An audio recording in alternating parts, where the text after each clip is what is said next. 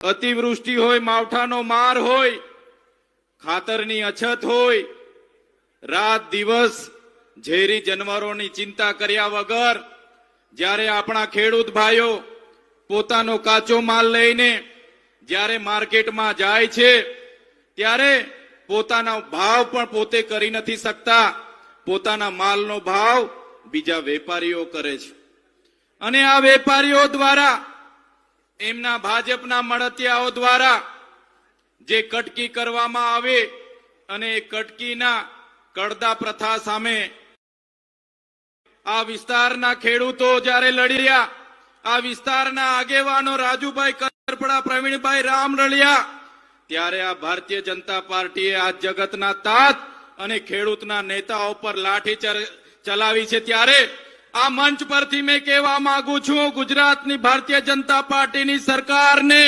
તમે મંત્રીમંડળ બદલવો છો, તમે નવા નવા મંત્રી લાવશો, પણ આવનારા દિવસોમાં ગુજરાતનો તાત, આ ગુજરાતનો ખેડૂત તમારી સરકાર બદલી દેવા માટે તૈયાર થઈ ગયો છે।